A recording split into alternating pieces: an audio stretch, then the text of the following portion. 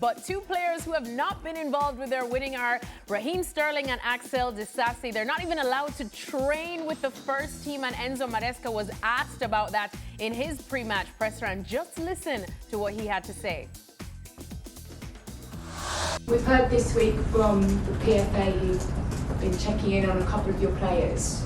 You spoke last week about the fact that you hadn't even spoken to Raheem Sterling when he hadn't got his move on deadline day. I mean, it wasn't that long ago you were a player.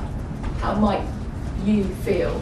I've been in Raheem's situation and Axel's situation as a player, and for sure I know that it's not the best feeling for a player, because if you are a player, that means that you want to train and play a game.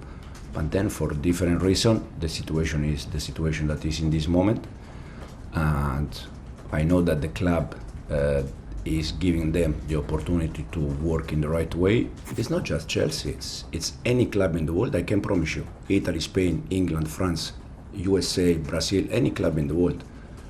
When for any reason the player and the club doesn't find any solution, you give the player all the tools to do training session and to do everything. But if you are not involved in the squad, you are not involved in the squad. Again, I know that it's something that you like to talk about, but it's not about Chelsea. It's about any club in the world. I know, but it's about human at the centre of this, isn't it? Like their mental health. You know, my father is 75 years old, and for 50 years he has been fisherman, working for 2 o'clock in the morning until 10 o'clock in the morning. This is hard in life, not a player the way they work. Ooh, that is a mic drop moment if I've ever seen one. And just for a little further context, Raheem Sterling earlier this week on Instagram posted a story of him training well after 8:20 p.m. at night at Cobham. Since then, the PFA have held talks with Chelsea just to make sure that their training situations are adhering to FIFA's rules for players in said situations. Frank, let me come to you because you speak so well about player welfare. You spoke so passionately about Nico Jackson and his transfer from Chelsea to Bayern Munich. So what do you make about this situation for Disasi and Sterling, and how Enzo Maresca has spoken about it? Yeah, first, is right in a way that is every club is not, especially Chelsea, in that situation. And I've known that when I was playing for Marseille, when I saw like 4 or 5 players being in what we used to call the cupboard. You know, so you are there and you are stuck there and you don't even train with the first team. That's abnormal. That's unfair, because for Disasi, for example, and Sterling, they signed a contract. So the club at the time wanted them, and now they rejected them where they're still under the contract. It shouldn't be allowed to work that way. It shouldn't be allowed to have for some clubs to have so many players that they have to reject players that they've decided to sign first. So I cannot agree with what Maresca said. And again, it's not only about Chelsea. It's about all the clubs in the world. We have too many players and not capable of getting rid of the others that they don't want anymore and leave them outside, because that's not. Yeah, we are talking about human being, about mental health and wealth, and also the fact that you have a dignity. I mean, we are talking about international players. Raheem Sterling, Alex Disasi, they are international players. So you don't want them, you make sure that you find them a club, or you are forced to allow them to train with the first team. That should be your punishment as a club, because you don't want those players. But you decided to sign them first. They didn't come like randomly. So it's unfair for the players, and I'm gonna be defending the players for my entire life and until my last breath, because really that's unfair. Frank, for PFA president, but Shaka, you're also someone that does relate to this situation too. Do you have any sympathy for the players as well in this situation, or do you see what Maresca's saying? Well, both, in all honesty. But to Frank's point, how do you find a place for a first-team player who's not in your plans? If nobody's in Maresca's plans, if those players aren't in Maresca's plans, not just how, but why do you include them in those first team training sessions, unless it's just as a warm body to run around and be an opponent. But you're not going to involve them in your set pieces, defending or attacking, because you're not going to have them available to you on the match day. You're not going to involve them in anything that you are doing in terms of preparing for games if you aren't going to use them for games. So, and then the other thing too is kind of with the growth of the agent in the game, it's less about the club finding places for those players who are surplus requirements. It's about the agents doing their jobs now and getting those players out. But the challenge with these two players in particular, Raheem Sterling's on such a wage that people aren't going to take a chance on him. You saw how things worked or not, as the case may be with the loan spell at Arsenal last season. And for Disasi, he's got 4 years to run on a 6-year contract. And again, this was our concern a few years back when Chelsea were signing players to these ridiculously long contracts. While I guess for accounting purposes it may make sense, you find yourself in a position like this with a player who's got 4 years to run. And you are obligated to pay him for those 4 years. So now, legally, probably what's best for Chelsea to do is go to those two players, say, listen, we'll pay you up. You know, whatever, come to some kind of agreement to terminate their contract. And that way they can go on a free. But other than doing that, I'm not sure. I'm not sure what the solution is to this. Stevie? I actually find Maresca's comments garbage. I mean, why? How dare you bring your dad? Because your dad's a fisherman. I agree with that. I agree with that. Just because your dad's a fisherman, gets up at 2 and works till 10. What's that got to do with the price of bread? He's saying absolutely nothing. That's a true struggle. Absolutely. Shut up. I mean, what a lot of nonsense. And by the way, the fact that Maresca turns around and says, I was in a similar situation, that's the very reason you don't do that to those players, because you know how bad it makes them feel. Yeah. I mean, if you don't want them, if you're not having them in the squad and you want to move them on, that's fine. But you don't have to treat them like 5- and 6-year-olds. Get them training with the U23s when they normally train. And that way you're being professional, and then you're treating them professionally. I mean, they haven't done anything other than the fact that you don't want them. They've not done anything. It's not their fault that you don't want them. It's not their fault that they're on good money, particularly Sterling. So don't treat them like a bit of garbage, because that's what they're doing, making them come in at 8 o'clock at night. That's ridiculous. And honestly, the biggest thing that annoys me the most is the fact that Maresca said it happened to him. That if you're any sort of human being, that should tell you, I'm going to make sure that never happens to any of my players ever again. But guess what? He didn't.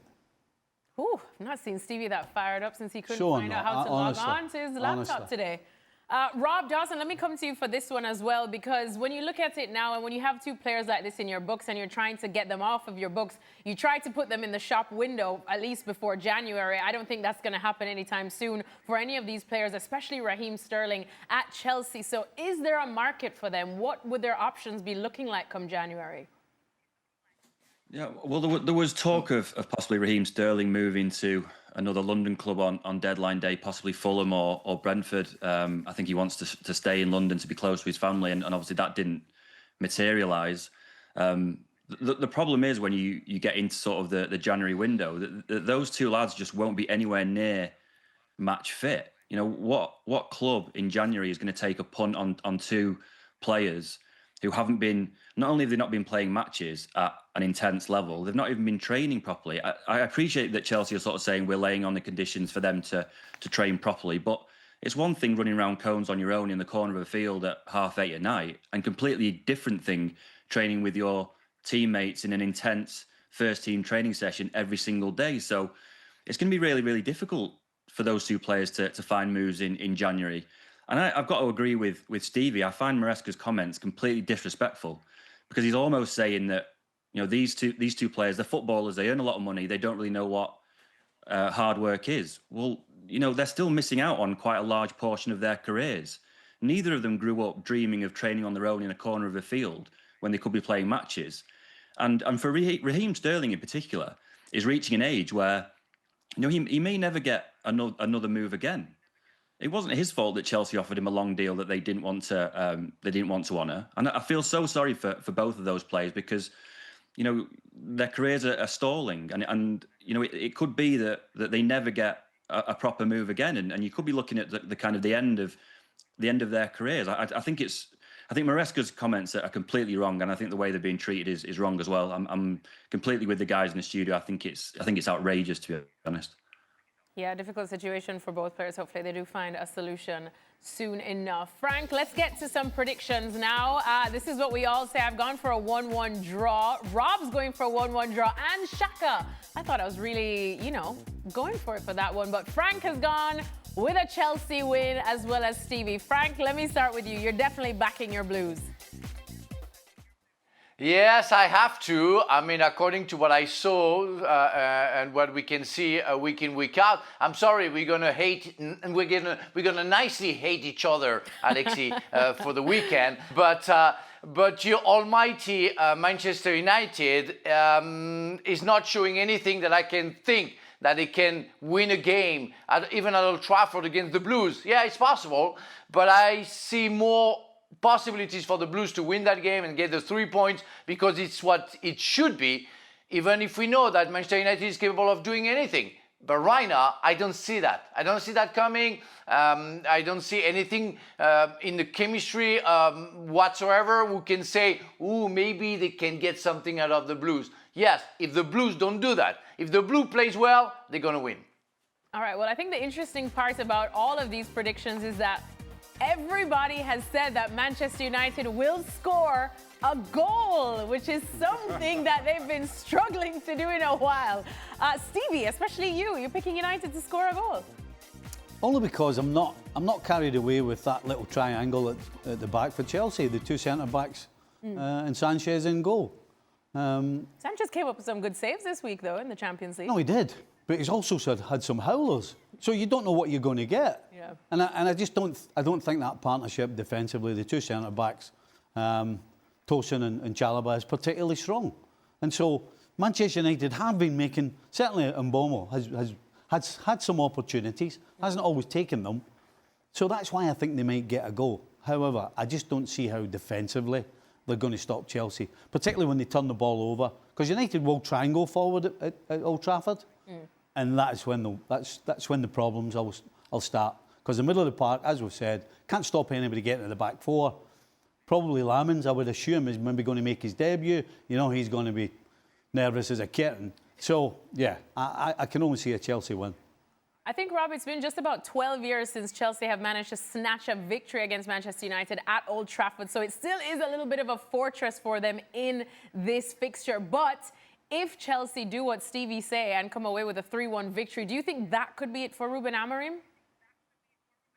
I mean, it certainly wouldn't be great for Amorim. I think that if he was to lose that game, I think if he was to lose heavily, he could be in serious trouble on Monday morning. I don't think necessarily the result of that game will decide anything, though. I think the two more important games for him, if they were to lose against Chelsea, I think the two more important games for him would be Brentford and Sunderland, because with all due respect for both of those teams, United should be winning those games.